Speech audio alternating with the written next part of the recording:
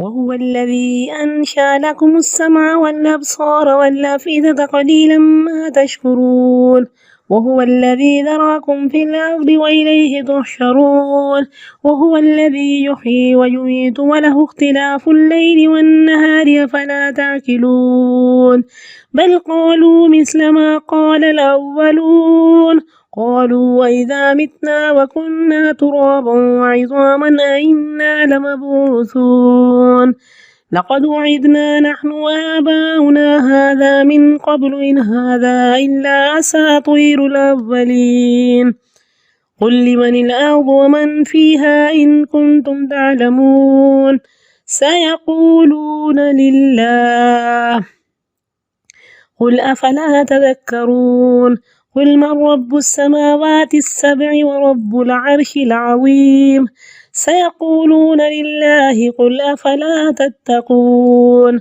قل من بيده ملكوت كل شيء وهو يجير ولا يجار عليه إن كنتم تعلمون سيقولون لله قل فأنا تسحرون بل أتيناهم بالحق وإنهم لكاذبون ما اتخذ الله من ولد وما كان معه من إله إذا لذهب كل إله بما خلق ولعلى بعضهم على بعض سبحان الله عما يصفون عالم الغيب والشهادة فتعالى عما يشركون قل رب إما تريني ما يوعدون رب فلا تجعلني في القوم الظالمين وإنا على أن نريك ما نعدهم لقادرون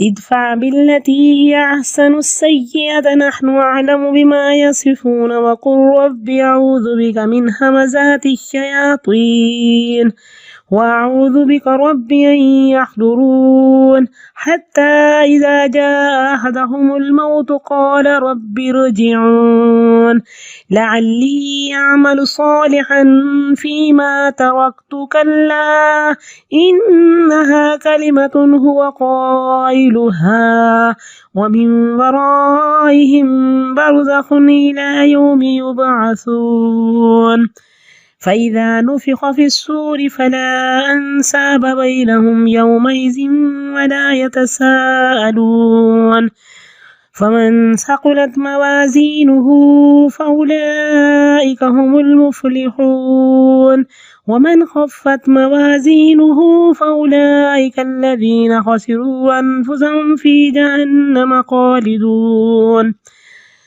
تلفح وجوههم النار وهم فيها كالحون ألم تكن آياتي تتلى عليكم فكنتم بها تكذبون قالوا ربنا غلبت علينا شقوتنا وكنا قوما ضالين ربنا أخرجنا منها فإن عدنا فإنا ظالمون قال اخسئوا فيها ولا تكلمون إنه كان فريق من عبادي يقولون ربنا آمنا فاغفر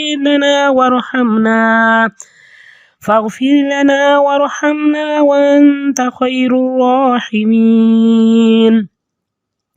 فاتخذتموهم سخريا حتى أنسوكم ذكري وكنتم منهم تضحكون إني جزيتهم اليوم بما صبروا أنهم هم الفائزون قال كم لبثتم في الأرض عدد سنين قالوا لبثنا يوما أو بعض يوم فاسأل العادين قال إن لبثتم إلا قليلا لو أنكم كنتم تعلمون أفحسبتم أنما خلقناكم عبثا وأنكم إلينا لا ترجعون فتعالى الله الملك الحق لا إله إلا هو رب العرش الكريم ومن يدع مع آخر لا برهان له به فإنما حسابه عند ربه إنه لا يفلح الكافرون وقل رب اغفر وارحم وأنت خير الراحمين. سورة النور. بسم الله الرحمن الرحيم. سورة أنزلناها وفرضناها وأنزلنا فيها آيات بينات لعلكم تذكرون. الزانية والزاني فاجلدوا كل واحد منهما 100 جلدة ولا تأخذكم بهما رأفة في دين الله إن كنتم تؤمنون بالله واليوم الآخر وليشهد عذابهما طائفة من المؤمنين. الزاني لا ينكح إلا زانية أو مشركة والزانية لا ينكحها إلا زان أو مشرك وحرم ذلك على المؤمنين. والذين يرمون المحصنات ثم لم يأتوا ب4 شهداء فاجلدوهم 80 جلدة ولا تقبلوا لهم شهادة أبدا وأولئك هم الفاسقون إلا الذين تابوا من بعد ذلك واصلحوا فإن الله غفور رحيم. والذين يرمون أزواجهم ولم يكن لهم شهداء إلا أنفسهم فشهادة أحدهم 4 شهادات بالله إنه لمن الصادقين. والخامسة أن لعنة الله عليه إن كان من الكاذبين ويدرأ عنها العذاب أن تشهد 4 شهادات بالله إنه لمن الكاذبين. والخامسة أن غضب الله عليها إن كان من الصادقين. ولولا فضل الله عليكم ورحمته أن الله تواب حكيم. إن الذين جاءوا بالإفك عصبة منكم لا تحسبوه شرا لكم بل هو خير لكم لكل امرئ منهم ما اكتسب من الإثم والذي تولى كبره منهم له عذاب عظيم. لولا إذ سمعتموه ظن المؤمنون والمؤمنات بأنفسهم خيرا وقالوا هذا إفك مبين. لولا جاءوا عليه ب4 شهداء فإذ لم يأتوا بالشهداء فأولئك عند الله هم الكاذبون. ولولا فضل الله عليكم ورحمته في الدنيا والآخرة لمسكم فيما أفضتم فيه عذاب عظيم. إذ تلقونه بألسنتكم وتقولون بأفواهكم ما ليس لكم به علم وتحسبونه هينا وهو عند الله عظيم. ولولا إذ سمعتموه قلتم ما يكون لنا أن نتكلم بهذا سبحانك هذا بهتان عظيم. يعظكم الله أن تعودوا لمثله أبدا إن كنتم مؤمنين ويبين الله لكم الآيات والله عليم حكيم. إن الذين يحبون أن تشيع الفاحشة في الذين آمنوا لهم عذاب أليم في الدنيا والآخرة والله يعلم وأنتم لا تعلمون. ولولا فضل الله عليكم ورحمته وأن الله رؤوف رحيم. وهو الذی انشأ لکم السمع والابصار والافئدہ، وہی تو ہے جس نے تمہیں کان، آنکھیں اور سوچنے کو دل دیے، مگر تم بہت ہی کم اس کا شکر ادا کرتے ہو۔ اب اللہ تعالیٰ نے انسان کو قوت سماعت، قوت بصارت اور سب سے بڑھ کر کے سوچنے والا دل دیا۔ اللہ تعالیٰ نے عقل کو پوری فیکٹری بنا دیا، کہا کہ اس کے 5 خانے ہیں۔ پہلا خانہ حصے خیال کے، جب ہم کوئی آواز سنتے ہیں تو وہ خیال کو محفوظ کر لیتا ہے۔ پھر حصے وہمہ ہے کہ معنی، مفہوم اور مراد سمجھ میں آتا ہے۔ پھر اگلا خانہ حصے حافظہ ہے کہ اس معنی کو سٹور کرتا ہے۔ پھر حصے متصرفہ ہے، وہ سب کو جوڑ دیتا ہے۔ عقل اس کو فارمولیٹ کرتی ہے، اس کو بناتی ہے۔ تو اللہ تعالیٰ نے انسان کے اندر ایک پوری فیکٹری رکھی ہے۔ اب دیکھیں ہمارے سینسز میں ایک چیز جاتی ہے اور عقل میں جا کر پہنچتی ہے، دونوں چیزیں ضروری ہیں۔ اگر ہمارے سینسز نہیں ہیں تو عقل تک جانے کا راستہ نہیں ہے۔ جی آنکھ، ہم نے کچھ دیکھا، جب ہماری آنکھ بلائنڈ ہے تو کچھ ہمیں نظر نہیں آیا تو عقل تک کیسے پہنچے گا؟ سنیں گے، دیکھیں گے، پھر عقل میں جائے گا، اس کو پروسیس کرے گا، اس کو فیڈ کرے گا اور پھر ایک چیز بنے گی۔ تو اللہ تعالیٰ نے انسان کے اندر ایک پورا عالم رکھ دیا، پوری کائنات رکھ دی۔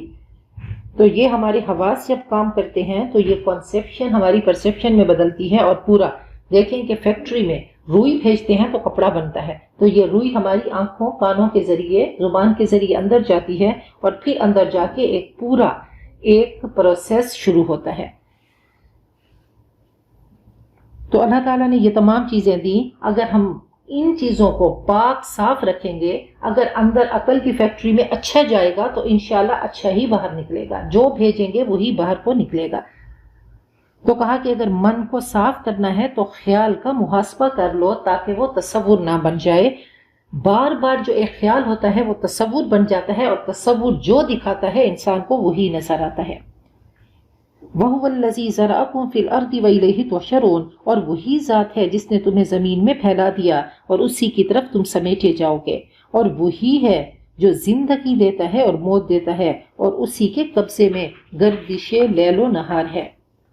افلا تعقلون، کیا تم کچھ بھی نہیں سمجھتے؟ بلکہ انہوں نے بھی وہی کہا جو ان کے پہلے کہہ چکے۔ وہ انہوں نے کہا، کیا جب ہم مر جائیں گے، مٹی اور ہڈیاں ہوں گے، کیا پھر زندہ کر کے اٹھائے جائیں گے؟ یہ بات تو ہمیں اور اس سے پیشتر ہمارے آباء و اجداد کو بھی کہی گئی، یہ تو محض پرانے افسانے ہیں۔ قُلْ لِمَنِ الْأَرْضُ وَمَنْ فِيهَا، ان سے پوچھئے کہ زمین اور اس کی آبادی کس کی ہے، اگر تمہیں کچھ علم ہے تو فوراً کہہ دیں گے اللہ ہی کی ہے۔ کہہ دو کیا تمہیں ہوش نہیں آتا؟ قُلْ مَن رَّبُّ السَّمَاوَاتِ السَّبْعِ، پھر ان سے پوچھئے کہ 7 آسمانوں اور عرش عظیم کا رب کون ہے؟ وہ کہہ دیں گے یہ سب کچھ اللہ ہی کا ہے۔ کہہ دو کیا تم اللہ سے نہیں ڈرتے، تمہیں خوف نہیں آتا؟ قُلْ مَن بِيَدِهِ مَلَكُوتُ كُلِّ شَيْءٍ، ان سے پوچھئے کس کے ہاتھ میں ہر چیز کی بادشاہی ہے، اور وہ پناہ دیتا ہے، اس کے مقابلے میں کوئی پناہ نہیں دیتا۔ اگر تم علم رکھتے ہو، وہ فوراً کہیں گے اللہ ہی ہے۔ کہہ دو کہاں سے تم سحر زدہ ہوتے ہو؟ اعتراف اور علم کے باوجود تم سحر زدہ ہوتے ہو۔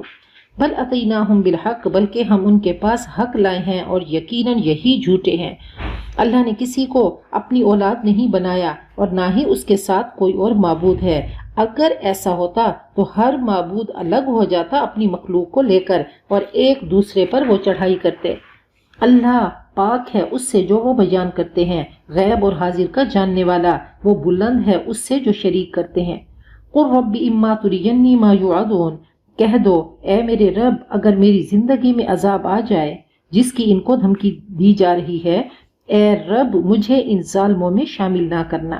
وَإِنَّا عَلَىٰ أَن نُرِيَّكَ مَا نَعِدُهُمْ لَقَادِرُونَ، اور آپ کے سامنے ہم عذاب لانے پر قادر ہیں جس کی دھمکی ہم انہیں دے رہے ہیں۔ اِدْفَعْ بِالَّتِي هِيَ أَحْسَنُ السَّيِّئَةَ، یہ آپ کو تنگ کر رہے ہیں، یہ آپ کو ستا رہے ہیں، یہ آپ کا استہزاء کرتے ہیں، تو اے نبی بہت پیارا اللہ تعالیٰ نے نسخہ دے دیا کہ برائی کو اس طریقے سے دور کریں جو سراسر بھلائی والا ہو، مخالفانہ کاروائیوں کا جواب اچھے طریقے سے دیں۔ نحن عالم بما یصفون، ہم خوب جانتے ہیں جو یہ باتیں بنا رہے ہیں۔ کہا کہ پتھر کے جواب میں پھول پیش کیجئے، ظلم کے جواب میں عدل کیجئے، بے رحمی کے جواب میں رحم کیجئے، قطع رحمی کا جواب صلہ رحمی سے دیجئے۔ یہ کٹھن ترین مرحلہ ہے انسان کو دشمن کے ساتھ ایسا برتاؤ کرے کہ برائی کا جواب برائی سے نہیں دے تو کیا ہوگا؟ فرمایا ادفع باللتی ہی احسن السیئہ، بہت پیارا نسخہ ہے کہ اگر کوئی تمہارے ساتھ برا کرتا ہے اور تم اچھا کرتے ہو تو ایک دن دیکھنا کہ وہ تمہارا گہرا دوست بن جائے گا۔ یہ تالی دو ہاتھوں سے بجتی ہے۔ وَقُلْ رَبِّ أَعُوذُ بِكَ مِنْ ہَمَزَاتِ الشَّيَاطِينِ، اور دعا کرتے رہیے اے رب میں تیری پناہ چاہتا ہوں شیطان کے وسوسوں سے۔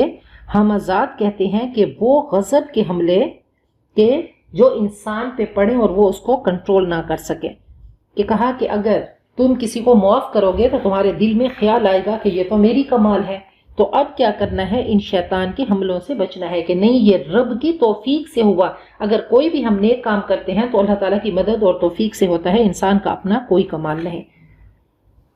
اور بہت خوبصورت دعا ہے کہ اگر نیند نہ آ رہی ہو تو یہ دعا پڑھیں، اعوذ بکلمات اللہ التامۃ من غضب اللہ وعقابہ ومن شر عبادہ ومن ہمزات الشیطان وان یحضرون، واعوذ بک رب ان یحضرون، اور میں تیری پناہ چاہتا ہوں اے رب کہ وہ میرے پاس حاضر ہوں، یہ باز نہیں آئیں گے، حتی اذا جاء احدهم الموت، حتیٰ کہ زندگی کا سفر ختم ہو جائے گا، یہاں تک کہ جب ان میں سے کسی کے پاس موت آئے گی تو کافر کہے گا اے میرے رب مجھے دنیا میں واپس بھیج دے تاکہ میں جو کام میں کر کے نہیں آیا میں چھوڑی ہوئی دنیا میں جا کر نیک اعمال کر لوں۔ کلا، جواب آئے گا ہرگز واپسی نہیں، انہا کلمۃ هو قائلها، یہ تو صرف کہنے کی باتیں ہیں، بس ایک ہی چانس تھا جو تم ختم کر بیٹھے۔ وَمِن وَرَائِهِمْ بَرْزَخٌ إِلَى يَوْمِ يُبْعَثُونَ، ان کے آگے اب عالم برزخ ہوگا قیامت تک، دوسری زندگی کے دن تک۔ اب عالم برزخ کے بعد فَإِذَا نُفِخَ فِي الصُّورِ، جب سور میں پھونکا جائے گا تو ان کے درمیان اس دن کوئی رشتہ داری نہ ہوگی اور نہ ہی وہ ایک دوسرے کا حال بھی پوچھیں گے۔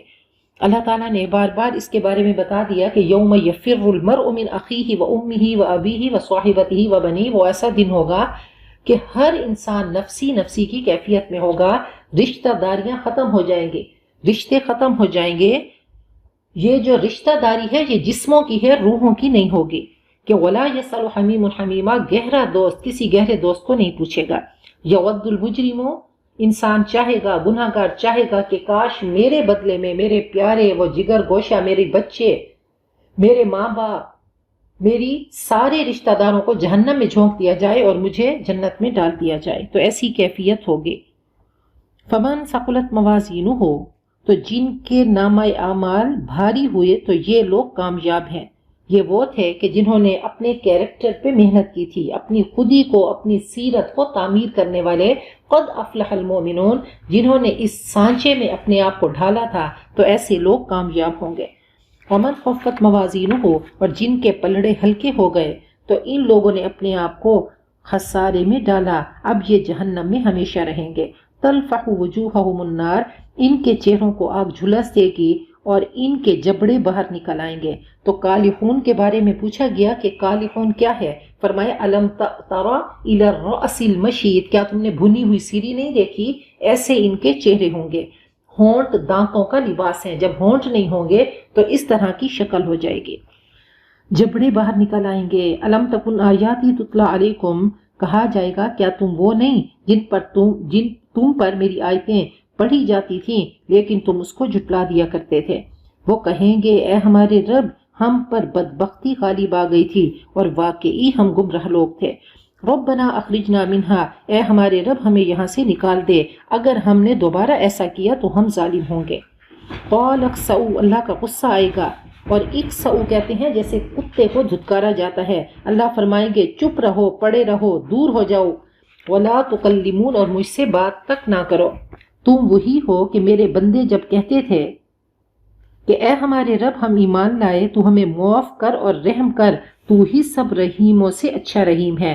فاتخذتموہم سخریا، تم ان کا مذاق اڑاتے تھے، تم نے ان کو مذاق بنا لیا، حتیٰ کہ میری یاد انہوں نے تم کو بھلا دی اور تم ان پر ہنسا کرتے تھے۔ انی جزیتہم اليوم بما صبروا، آج ان کے اس صبر کا بدلہ میں نے یہ دیا ہے، انہم هم الفائزون، کہ وہ کامیاب ہیں۔ قال کم لبثتم فی الارض عدد سنین، وہ فرمائے گا کہ تم زمین میں کتنے سال رہے؟ کہیں گے ہم ایک دن یا دن کا کچھ حصہ رہے۔ شمار کرنے والوں سے تم پوچھ لو۔ قال ان لبثتم الا قلیلا، اللہ فرمائیں گے فی الواقع تم وہاں بہت ہی کم رہے، کاش تم نے اس وقت جان لیا ہوتا۔ افحسبتم، کیا تم نے سمجھا کہ ہم نے تمہیں ایسے ہی بیکار فضول با مقصد پیدا کیا اور تم ہماری طرف نہیں لوٹائے جاؤ گے؟ اللہ بلند ہے، وہ حقیقی بادشاہ ہے، اس کے سوا کوئی معبود نہیں، وہ عزت والے عرش کا مالک ہے۔ وَمَن يَدْعُ مَعَ اللَّهِ إِلَٰهًا آخر، جو بھی اللہ کے علاوہ کسی اور معبود کو پکارتا ہے جس کی کوئی دلیل اس کے پاس نہیں، تو اس کا حساب اس کے رب کے پاس ہے۔ إِنَّهُ لَا يُفْلِحُ الْكَافِرُونَ، کافر فلاح نہیں پائیں گے۔ قد افلح المؤمنون سے بات شروع ہوئی اور کافرین پہ بات کہ کافر کامیاب نہیں ہوں گے اور ایمان والے کامیاب ہو گئے۔ آج دیکھیں کہ ہم قرآن پاک میں دیکھتے ہیں، فرعون کو بھی دیکھتے ہیں، قارون کو بھی دیکھتے ہیں۔ فرعون کی بادشاہت ایسی تھی کہ وہ بہترین بادشاہت کے جو چاہتا کرتا۔ قارون کی اتنی دولت کہ ایک بڑی جماعت اس کے چابیاں اٹھا کے چلا کرتی تھی۔ تو اللہ تعالیٰ نے کہا کہ نہیں، یہ کون ہے؟ یہ بد نصیب ہے، یہ ناکام ہے، یہ کبھی کامیاب نہیں ہوئے، بس دنیا کی دولت ان کو ملی، یہاں پہ انہوں نے اسے فائدہ اٹھایا اور آخرت کے لیے کچھ نہیں بنا سکے۔ ہم پھر وہ دیکھتے ہیں، حضرت بلال حبشی کو دیکھتے ہیں، حضرت خباب بن ارت کو دیکھتے ہیں، حضرت صہیب کو دیکھتے ہیں، حضرت سلمان فارسی کو دیکھتے ہیں کہ یہ کامیاب ترین لوگ ہیں کہ صراط الذین انعمت علیہم، اللہ ان لوگوں کے راستے پہ چلا جن پر تو نے انعام کیا۔ تو اللہ ہم سب کو منعم علیہم بنا دے، اللہ ان کے نقش قدم پہ چلنے والا بنا دے۔ وَقُلْ رَبِّ اغْفِرْ وَارْحَمْ، اور دعا کرو اے میرے رب تو مجھے معاف کر دے اور رحم فرما، تو سب سے بڑا مہربان ہے۔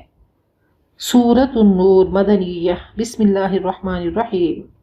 سورۃ انزلناها وفرضناها وانزلنا فیها آیات بینات لعلکم تذکرون، یہ عظیم سورت ہے اور غیر معمولی طریقے سے اس کا آغاز ہو رہا ہے، اہم تنبیہ سے شروع ہو رہی ہے، سنو، اس کو معمولی نہ سمجھو، یہ قطعی احکام ہیں جو ہم نے اتارے، ان پر عمل کرنا لازم ہے، یہ فرض عین ہے، یہ روشنی دینے والی صورت ہے کہ لِتُخْرِجَ النَّاسَ مِنَ الظُّلُمَاتِ إِلَى النُّورِ، یہ تاریکیوں سے نور کی طرف لے جاتی ہے، یہ حیا کی طرف لے جاتی ہے، یہ ایمان کی طرف لے جاتی ہے۔ اب ہمارا دین وہ بیسک ہیومن رائٹس ان کی حفاظت کرتا ہے، ان کو پروٹیکٹ کرتا ہے کہ مال کی حفاظت بھی ہو، جان کی حفاظت بھی ہو، عزت کی حفاظت بھی ہو، نسب کی حفاظت بھی ہو، عقل کی حفاظت بھی ہو۔ تو نسب کی حفاظت کیسے ہوگی، عزتوں کی حفاظت کیسے ہوگی؟ اگر ہم سورۃ النور پہ عمل کریں گے تو اپنے سینوں کو نورانی کریں گے تو انشاءاللہ یہ نورانی کرنیں ہمارے وجود پہ ہوں گی تو کبھی بھی ہم برائی کی طرف انشاءاللہ ہمارے قدم نہیں پھسلیں گے۔ حضرت عمر فرمایا کرتے تھے کہ علموا نساءکم سورۃ النور، اپنی عورتوں کو سورۃ النور سکھایا کرو، تو اللہ تعالیٰ اس کی کرنوں سے ہماری زندگیوں کو منور کر دے۔ الزانیۃ والزانی، زانی عورت اور زانی مرد دونوں میں سے ہر ایک کو 100 کوڑے مارو، اور تمہیں ہرگز ترس نہیں کھانا چاہیے اللہ کے دین کے معاملے میں، اللہ کے حدود کے معاملے میں، اگر تم اللہ اور آخرت کے دن پر ایمان لاتے ہو۔ اب دیکھیں کہ 13 سال نبی اکرم صلی اللہ علیہ وسلم نے صحابہ کرام کے دل سے وہ ایک حل چلا کر وہ ساری برائیوں کو ختم کیا اور نور ایمان کو جذب کرا دیا، وہ انگرینڈ ہو گیا۔ اب آہستہ آہستہ مدینہ میں آ کے اب احکامات نازل ہو رہے ہیں، تو بار بار مکی کلام میں کیا ہے کہ لا تقربوا الزنا، زنا کے قریب نہ جاؤ، ایسا کوئی کام نہ کرو کہ تم خدا نخواستہ اس گڑھے میں جا پڑو۔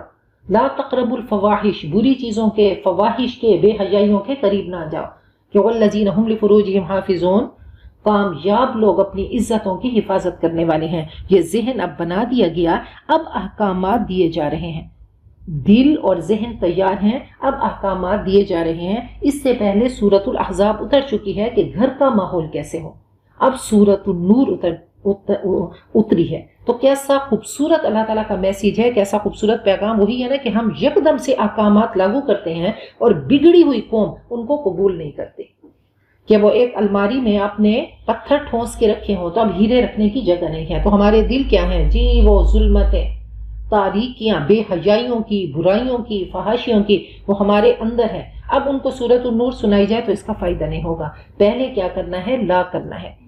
اب دیکھیں کہ کوئی بھی چیز ہم نے اس کو ڈیکوریٹ کرنا ہو تو پہلے اس کو لا کریں گے. گھر کو ڈیکوریٹ کرنا ہو تو پہلے صفائی کریں گے. برتن میں کچھ ڈالنا ہو تو پہلے اس کو ہم دھوئیں گے.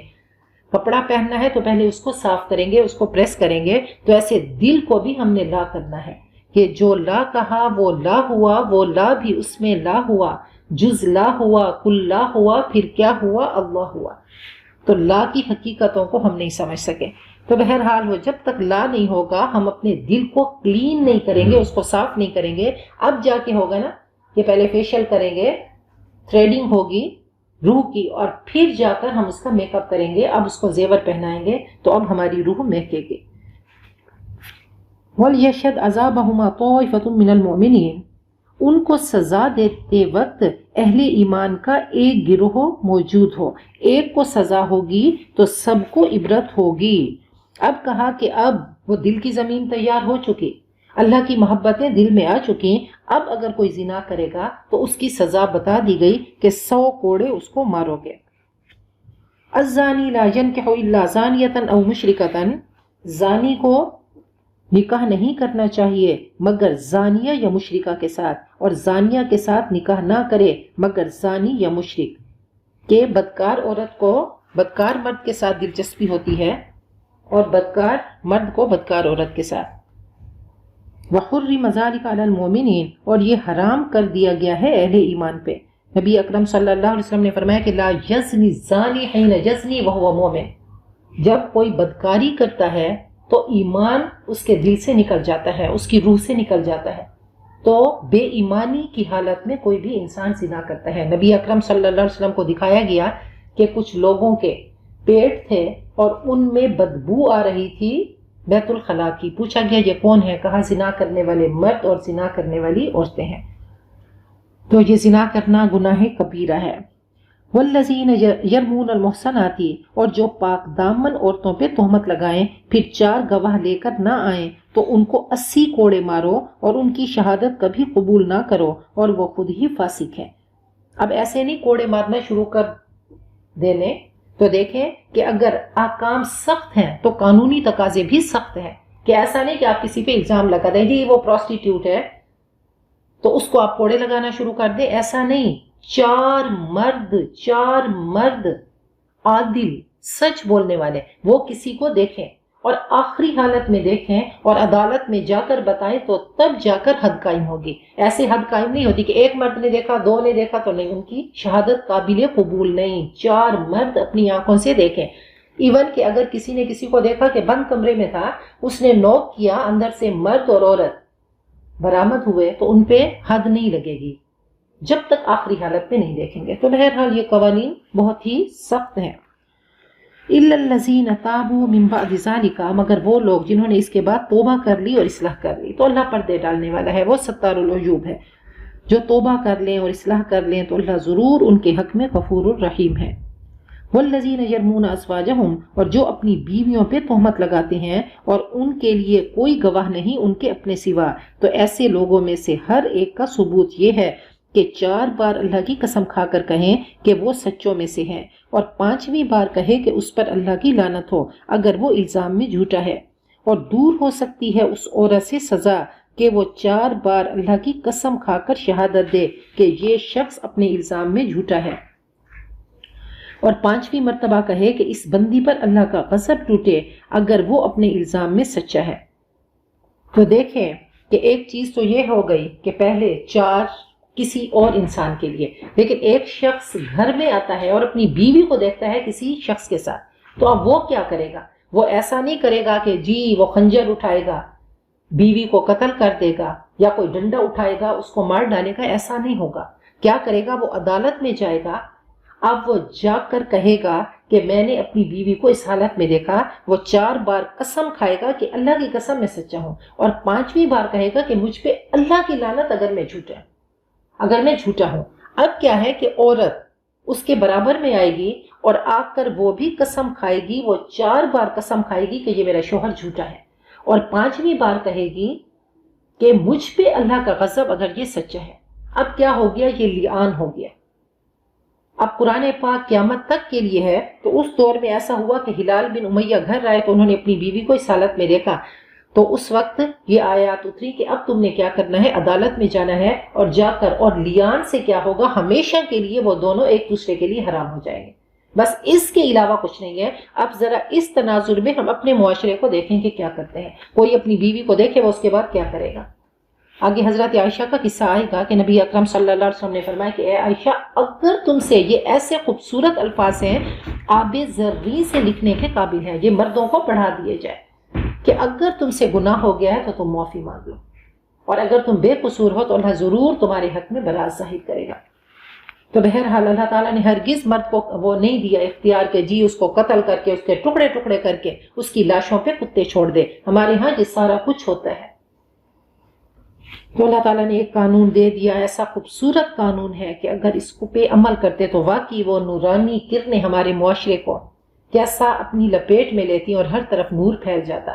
پھر وہ صداقت بھی ہوتی، امانت بھی ہوتی، حیا بھی ہوتا، تقوی بھی ہوتا، پرامن ایک معاشرہ ہوتا. وَلَوْلَا فَضْلُ اللَّهِ عَلَيْكُمْ وَرَحْمَتُهُ، لیان کا قانون دے کر اللہ نے تم پہ فضل اور اپنی رحمتیں نچھاور کر دی. اگر اللہ کا فضل تم پر اور اس کی رحمت نہ ہوتی تو تم پر مشقت اترتی، اور یقیناً اللہ توبہ قبول کرنے والا، حکمت والا ہے. ان الذین جاءوا بالافک عصبۃ منکم، یہ آیتیں حضرت عائشہ کے دفاع میں اتری کہ تمہارے ہی اندر کا ایک ٹولہ ہے جو بہتان گھڑ لائے ہیں. حضرت عائشہ فرماتی ہیں کہ نبی اکرم صلی اللہ علیہ وسلم کا پیارا طریقہ تھا کہ آپ جب بھی کسی سفر پہ جاتے تو آپ قرعہ اندازی کرتے. کہا غزوہ بنی المصطلق پہ آپ جا رہے تھے، آپ نے قرعہ اندازی کی اور میرا نام نکلا. اور پھر دیکھیں کہ اس دور کی معاشرت کہ حضرت عائشہ نے اپنی بہن حضرت اسماء سے ایک ہار ادھار لیا اور اس کو پہن لیا. غزوے پہ جا رہی ہیں لیکن سج سنور کے جا رہی ہیں. تو بہرحال جائز زیب و زینت. وہاں سے چل پڑے اور کہا کہ جب واپسی کا وقت ہوا تو میں رفع حاجت کے لیے گئی. میں واپس آ رہی تھی، میں نے دیکھا کہ وہ میرا ہار غائب ہے. میں اس کو ڈھونڈنے میں لگ گئی. جب میں واپس آئی تو قافلہ جا چکا تھا. کہا میں اتنی ہلکی پھلکی تھی کہ وہ اٹھانے والوں کو پتہ ہی نہیں چلا کہ میں اندر کچاوے میں نہیں ہوں. بہرحال بہت پرسکون رہی اور کہا میں آ کے درخت کے نیچے لیٹ گئی. نبی اکرم صلی اللہ علیہ وسلم کا طریقہ تھا کہ ایک شخص کو وہ پیچھے چھوڑ دیا کرتے تھے کہ دیکھ کر آنا کوئی چیز رہ نہ گئی ہو. کہا مجھے پتا تھا تو میں لیٹ گئی، مجھے نیند آ گئی تو اچانک مجھے آواز آئی صفوان بن معطل کی. انہوں نے اونچا اونچا انا للہ و انا الیہ راجعون پڑھا. کہا میری آنکھ کھل گئی. انہوں نے اونٹ میرے ساتھ بٹھایا، میں کچاوے میں بیٹھی اور اگلی ہی منزل میں جا کر دوپہر کے وقت ہم مل گئے. بس قیامت یہ ہوئی کہ عبداللہ بن ابی نے دیکھ لیا. اب وہ ہے نا کہ اللہ تعالیٰ کسی کو قرآن پاک کے ذریعے ہدایت دینا چاہتا ہے اور کسی کو گمراہ کرتا ہے. تو ایسا ہی ہوتا ہے کہ اللہ دنیا کی شرح پہ کسی کو ذلیل کرنا چاہتا ہے. تو اس رئیس المنافقین کو اللہ نے دکھوا دیا اور حضرت عائشہ کو اللہ نے عزت دینی تھی. اب بظاہر کیا لگ رہا تھا کہ عسیٰ ان تکرہوا شیئا کہ نبی اکرم صلی اللہ علیہ وسلم کی محبوب چہیتی الصدیقۃ بنت الصدیق والحبیبۃ حبیب اللہ، اللہ کے حبیب کی حبیبہ اور حضرت ابوبکر صدیق کی بیٹی صدیقہ، المبرأ من السماء کے آسمان سے ان کی برات ظاہر ہوئی. تو بہرحال اللہ تعالیٰ نے آنر دینا تھا. بظاہر تو ایک مہینہ مشکلوں میں گزرا. وہ کشتی کا ایک وہ تخت جب ٹوٹتا ہے تو کیا ہوتا ہے، ہماری کشتی اللہ ڈوبنے سے بچا لیتے ہیں. تو بہرحال وہ والا وقت حضرت عائشہ پہ بھی آیا. تو بہرحال وہ فرماتی ہیں کہ بس یہ والا سارا ہنگامہ کہ پھر اس نے تو وہ ہوا دی اس چنگاری کو کہ جی وہ شعلے بھڑک اٹھے. منافقین نے تو خیر اس کو بڑھا دیا. تو کچھ مخلص مومن بھی تھے، وہ سادہ لوگ جن میں حضرت حمنہ تھی جو حضرت زینب بنت جاش ان کی سوکن کی بہن، اور اس کے علاوہ حضرت حسان بن ثابت اور مستہ تھے. تو بہرحال یہ بہت بڑھوتری ہوئی. وہ فرماتی ہیں کہ جب میں واپس آئی تو میں بیمار ہو گئی اور مجھے کچھ نہیں پتا تھا کہ کیا ہوا. کہا کہ نبی اکرم صلی اللہ علیہ وسلم گھر میں تشریف لاتے اور پوچھتے کیف تیکم، وہ لونڈی سے پوچھتے کہ یہ کیسی ہیں. کہا وہ والا التفات نہیں تھا، وہ نظر کرم نہیں تھی. کہا میں نے کہا کہ ویسے ہی آپ کا وہ والا حال نہیں ہے. بہرحال میں نے 1 مہینے کے بعد آپ سے اجازت چاہی کہ میں میکے جانا چاہتی ہوں، تو آپ نے خوشی سے اجازت دے دی. حالانکہ اس سے پہلے آپ فرماتے تھے کہ نہیں کیوں جا رہی ہو. بہرحال میں وہاں پہ چلی گئی۔ اب رفع حاجت کے لیے یہ راتوں کو جایا کرتے تھے۔ کہا میں رات کو رفع حاجت کے لیے گئی تو مستہ کی ماں وہ میرے ساتھ تھی اور میرے ابو کی خالہ زاد بہن تھے۔ کہا کہ ان کا پاؤں پھسلا اور انہوں نے فرمایا کہ تباہ ہو مستہ۔ میں نے کہا مستہ کے بارے میں، وہ تو بدری صحابی ہیں۔ تو انہوں نے کہا اے بھولی عائشہ، تمہیں کچھ نہیں پتا کہ پورے مہینے سے یہ خبر گشت کر رہی ہے۔ اور پھر میں نے سارا واقعہ ان کو سنایا۔ تو حضرت عائشہ فرماتی ہیں کہ جب میں نے یہ واقعہ سنا تو مجھ پہ آسمان ٹوٹ گیا اور ایسا ہوا کہ مجھے کچھ نظر نہیں آ رہا تھا اور اندھیرا ہو گیا۔ بہرحال میں اتنا روئی کہ مجھے رفع حاجت بھی بھول گئی۔ بہرحال میں گھر آئی اور رو رو کے میرا وقت گزرا۔ ایک دن نبی اکرم صلی اللہ علیہ وسلم تشریف لائے اور میں چارپائی پہ آ کر میرے ساتھ بیٹھ گئے اور کہنے لگے کیسا حال ہے۔ میں نے اپنے باپ حضرت ابوبکر صدیق کی طرف منہ کیا کہ شاید وہ میرے حق میں کچھ بولیں گے، وہ نہیں بولے تو قربان جائیے حضرت ابوبکر صدیق پہ۔ انہوں نے آنکھیں جھکا لی۔ کہا میں نے اپنی ماں ام رومان کی طرف دیکھا تو انہوں نے بھی نگاہ جھکا لی کہ پتہ نہیں اب کیا عائشہ ہو سکتا ہے کہ آپ سے قصور ہو گیا ہو۔ تو کہا کہ اس وقت نبی اکرم صلی اللہ علیہ وسلم نے فرمایا کہ اے عائشہ، اگر تم سے گناہ ہو گیا ہے تو اللہ کی بارگاہ میں معافی مانگو، اور اگر تم قصوروار نہیں ہو تو انشاءاللہ اللہ تیرے حق میں کچھ برات ظاہر کر دے گا۔ کہا میں یہ سوچ بھی نہیں سکتی تھی کہ اللہ تعالیٰ قرآن پاک کو اتاریں گے۔ میں نے کہا کہ بذریعہ خواب اللہ تعالیٰ آپ کے دل میں کوئی خیال ڈال دیں گے۔ تو بہرحال وہ فرماتی ہیں کہ اسی وقت میں اتنا صدمے سے دو چار تھی کہ میں نے کہا میں بھی وہی کہتی ہوں، اور حضرت یعقوب کا نام مجھے بھول گیا۔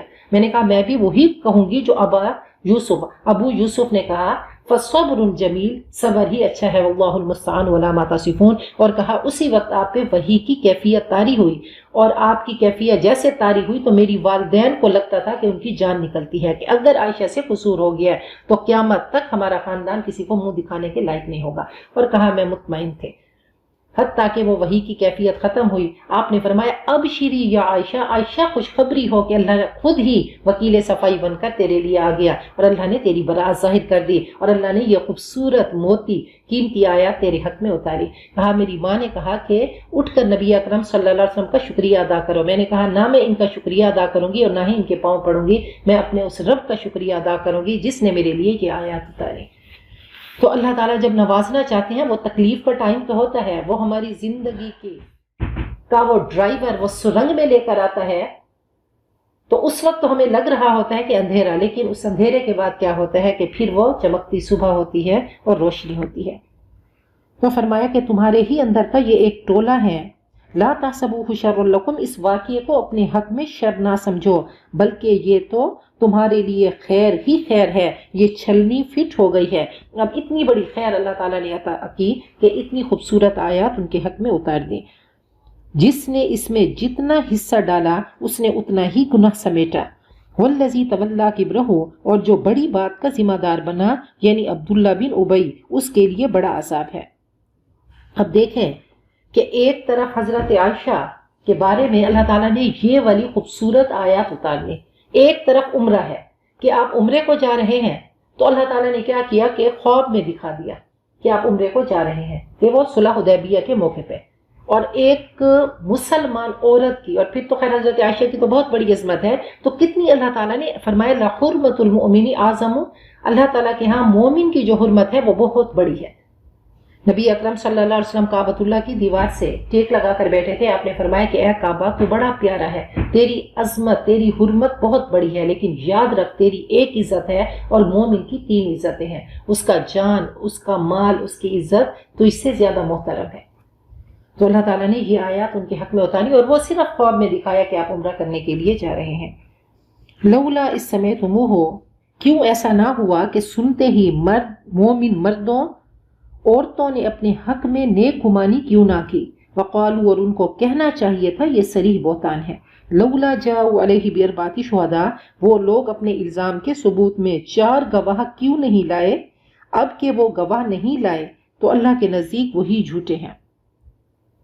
ولولا فضل اللہ علیکم ورحمتہ فی الدنیا والآخرہ، اگر اللہ کا تم پر اور اس کی رحمت دنیا اور آخرت میں نہ ہوتی تو تم جن باتوں میں پڑ گئے تھے ان کی پاداش میں بڑا عذاب آ پڑتا، تمہیں ناقابل تلافی نقصان پہنچتا، جبکہ تمہاری ایک زبان سے دوسری زبان اس جھوٹ کو لیتی جا رہی تھی۔ اب دیکھیں یہاں پہ تلقونہ جو چٹخارے لے لے کے ایسی باتیں ہوں تو کیا ہے، فرمایا السبع الموبقات، 7 گناہ جو تباہ و برباد کرنے والے ہیں، ان میں کسی پاک دامن عورت پہ تہمت لگانا بھی ہے۔ تو ایسا قصہ کیا ہے کہ وہ چٹخارے لے لے کے، مزے لے لے کے، وہ زبانیں کینچی سے، وہ جیسے کینچی کاٹتی ہے تو ایسے دوسرے کے وجود کو کاٹتے ہیں۔ فرمایا وَأَرْضَ الرِّبَا، سب سے بدترین سود کیا ہے، استطالۃ الرجل فی ارض اخیہ، کسی مسلمان کی آبرو ریزی کرنا، کسی پہ تہمت لگا دینا، کسی کی غیبت کرنا۔ تقولون بافواہکم وتقولون بافواہکم، اور تم اپنے منہ سے وہ کہہ رہے تھے جس کا تمہیں علم نہ تھا، اور تم اسے ایک معمولی بات سمجھ رہے تھے، حالانکہ اللہ کے نزدیک یہ بہت بڑی بات تھی۔ کیوں نہ سنتے ہی تم نے کہہ دیا ہمارے لیے جائز نہیں کہ ہم اس بارے میں کلام کریں، سبحان اللہ، یہ تو ایک بہتان عظیم ہے۔ اللہ تمہیں نصیحت کرتا ہے کہ پھر کبھی بھی ایسا کام نہ کرنا اگر تم مومن ہو، مومن کی گفتگو ایسی نہیں ہوتی۔ وَيُبَيِّنُ اللَّهُ لَكُمُ الْآيَاتِ، اللہ تمہیں صاف صاف ہدایات دیتا ہے اور اللہ جاننے والا، حکمت والا ہے۔ کہا کہ حضرت عائشہ نے کبھی عبداللہ بن ابی کے بارے میں کچھ نہیں کہا، حضرت حسان بن ثابت کے بارے میں کچھ نہیں کہا، حضرت زینب بنت جہش آپ کی سوکن تھیں اور برابر کی تھیں، آپ کا ان سے مقابلہ چلتا تھا۔ انہوں نے فرمایا کہ احمی سمعی و بصری، کہ میں تمہیں بتاؤں کہ میں نے ما رأیتو، میں نے سوائے خیر کے عائشہ میں کچھ نہیں دیکھا۔ اس موقع پہ انہوں نے کہا تھا جو لوگ چاہتے ہیں کہ بے حیائی پھیلے ایمان والوں کے گروہ میں، ان کے لیے دردناک عذاب ہے دنیا اور آخرت میں، اور اللہ جانتا ہے اور تم نہیں جانتے۔ اگر اللہ کا فضل اور اس کی رحمت تم پہ نہ ہوتی تو تم پہ عذاب اتر آتا، اگر اللہ رؤوف الرحیم نہ ہوتا، اور اللہ تو ہے ہی رؤوف الرحیم۔